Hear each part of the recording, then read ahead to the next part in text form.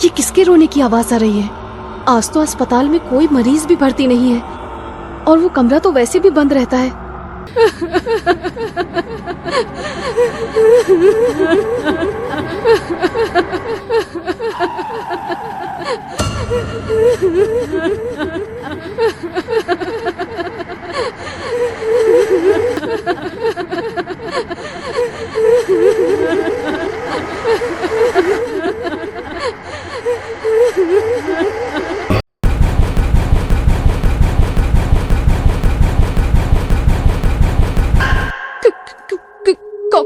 कौन है वहाँ? कौन है?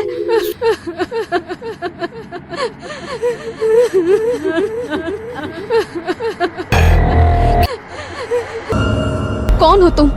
क्या चाहिए तुम्हें? डॉक्टर यहाँ कुछ था। अभी अभी यहाँ कोई खड़ा हुआ था जो मेरे देखते ही देखते राख बनकर हवा में गायब हो गया। कमाल करती हो तुम। कौन होगा यहाँ? जानती हो ना, इस गांव के लोग अस्पताल में इलाज कराने नहीं आते। पिछले 10 दिनों से हम अकेले ही तो पूरी रात बिता रहे थे, फिर इतनी रात को कौन होगा यहाँ? मेरी बात पर यकीन करिए डॉक्टर, यहाँ कोई था। मैंने अपनी आंखों से उसे देखा। अच्छा आप एक बात बताइए, आपने किसी औरत के रोने की आवाज नहीं सुनी? मैंने खुद अपने कानों से उसके रोने की आवाज सुनी और जब मैं कमरा नंबर 9 के पास गई तो वो आवाज अचानक से बंद हो गई। आसपास घना जंगल है, जरूर किसी जंगली जानवर के रोने की आवाज सुनी होगी तुमने। घबराओ नहीं, मुझे ऐसा लगता है तुम्हें आराम की जरूरत है। मैं ड्यूटी पर हूँ, कोई मरीज आएगा तो मैं अटेंड कर लूंगा, तुम चिंता मत करो। डॉक्टर साहब देखिए ना क्या हो गया है मेरे बच्चे को। अचानक ही पूरा शरीर नीला पड़ने लगा, इसका आँख ही नहीं खोल रहा है। हम तो जतन करके थक गए, अब बस आपसे ही उम्मीद है। आप बिल्कुल भी चिंता मत करिए, मैं अपनी तरफ से पूरी कोशिश करूंगा। राघव, इस बच्चे की कंडीशन मुझे तो कुछ ठीक नहीं लग रही। ना तो किसी जहरीले जानवर के काटने का शरीर पर कोई निशान दिखाई दे रहा है और ना ही ऐसा लगता है कि इसने कोई जहरीली चीज खाई हो। फिर अचानक इसे हुआ तो क्या हुआ? मुझे भी कुछ समझ में नहीं आ रहा। फिलहाल आज रात के लिए इसे अंडर ऑब्जर्वेशन रखते हैं। अगर सुबह तक भी कुछ आराम समझ में नहीं आया तो इसे शहर रेफर कर देंगे।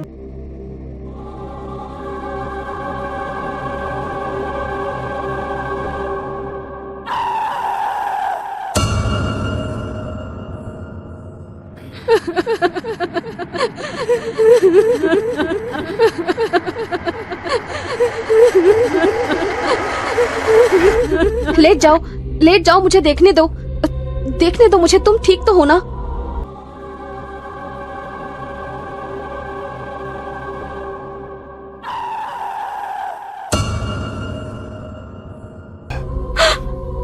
क्या हुआ तुम्हें? दिनेश, तुम ठीक तो हो ना? मैं तुम्हारे पेरेंट्स को बुलाती हूँ। Calm down please.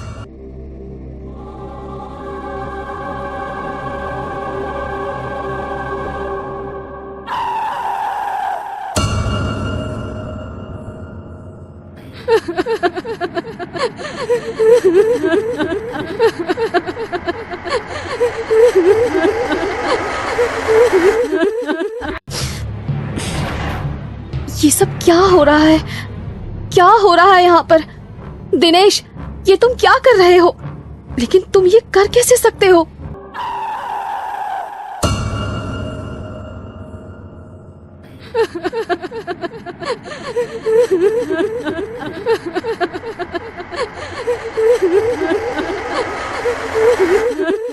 सृष्टि, क्या हुआ था वहाँ?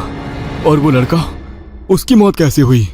और वो सुधा कहाँ चली गई? आर यू श्योर राघव, तुम वाकई उन आदिवासियों के बीच जाकर उनका इलाज करना चाहते हो? देखो, समाज सेवा के बारे में सोचना और रियल में उसके लिए अपनी पूरी लाइफ को दांव पर लगा देना, ये दो अलग अलग बातें होती हैं। गोल्ड मेडलिस्ट हो तुम। पीजी करने के बाद अगर तुम चाहोगे तो बड़े से बड़े अस्पताल में प्रैक्टिस करके लाखों रुपए कमा सकते हो।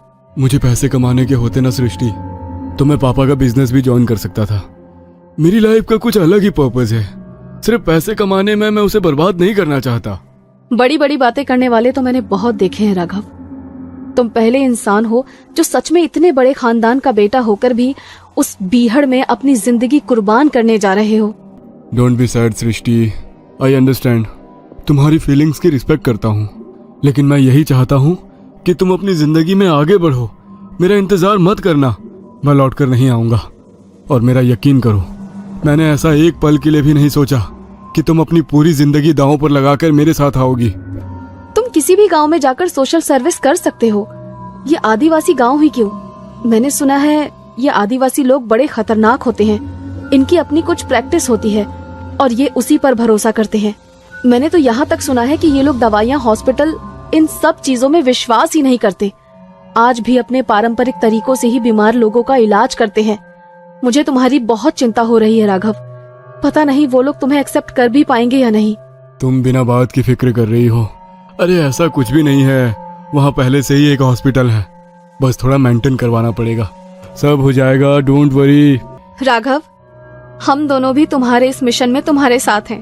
अस्पताल हम मिलकर चलाएंगे, लेकिन अभी भी मेरे मन में बार बार यही सवाल आता है कि आखिर इतनी दूर ये गांव में आकर ही क्यों तुमने अस्पताल बनाया। सृष्टि, कुछ सवाल इंसान को कभी चैन से जीने नहीं देते, और मैं यहाँ अपने मन में उमड़ रहे सवालों का जवाब पाने के लिए आया हूँ। बचपन से ही मुझे कुछ अजीबोगरीब सपने बेचैन करते थे। सपने इतने धुंधले थे कि साफ साफ कुछ समझ में नहीं आता था।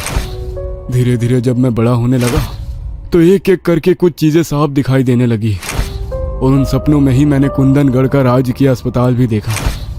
पिताजी से मैंने कई बार पूछा कि क्या मेरा कुंदनगढ़ से कोई संबंध है, तो उन्होंने हमेशा इनकार कर दिया। बस उन बिखरी कड़ियों को जोड़ने के लिए मैंने यहाँ आकर प्रैक्टिस करने का विचार बनाया। मैं खुद को यहाँ से बहुत जुड़ा हुआ सा महसूस कर रहा हूँ। इस हॉस्पिटल का हर कोना ऐसा लगता है जैसे मुझसे कुछ कहना चाहता है। हम क्या मुंह दिखाएंगे सृष्टि, वो लड़का हमारी जिम्मेदारी था। आदिवासी गांव है, पहले ही लोग हमारे इलाज करने के अंग्रेजी तरीकों पर भरोसा नहीं करते। ऐसे में अगर उन्हें पता लगा कि हमारे अस्पताल में हमारी नर्स के हाथों उनके बच्चे की मौत हो गई है, तो हम इस गांव से जिंदा लौट कर नहीं जाएंगे। मेरे पास एक आइडिया है, इस बच्चे की बॉडी को सील कर देते हैं और गांव वालों को यही बताएंगे कि शरीर में एक ऐसा इन्फेक्शन है जिसे यदि किसी ने भी छुआ तो उसे भी यही खतरनाक बीमारी लग सकती है, और इस बीमारी के कारण ही दिनेश की मौत हुई। हो सकता है गांव वाले हमारी बात पर भरोसा कर लें। मुझे ऐसा लगता है डॉक्टर साहब ठीक कह रहे हैं, वाकई दिनेश की हालत सामान्य नहीं थी। अगर डॉक्टर साहब का कहना है कि दिनेश को किसी को भी नहीं छूना चाहिए, तो हमें उनकी बात माननी ही चाहिए। कोई भी दिनेश की लाश को नहीं छुएगा, ऐसे ही बक्से में बंद करके ही उसका अंतिम संस्कार कर देंगे। मैं नहीं चाहता कि कोई भी महामारी इस गांव में फैले। गांव वालों ने सृष्टि और राघव की बातों पर भरोसा कर लिया था। फिलहाल तो गांव के लोगों को पता नहीं लग पाया था कि नर्स सुधा ने उसकी जान ली है, लेकिन राघव और सृष्टि के सामने कई अनसुलझे सवाल खड़े हो गए थे। आखिर सुधा को क्या हुआ है? ऐसे अचानक उसने दिनेश को क्यों मार डाला, और अब वो गायब कहाँ हो गई है? आखिर क्या है इस अस्पताल का राज? क्या नर्स सुधा पर कोई शैतानी ताकत सवार हो गई है? क्या राघव और सृष्टि यहाँ से कभी निकल पाएंगे?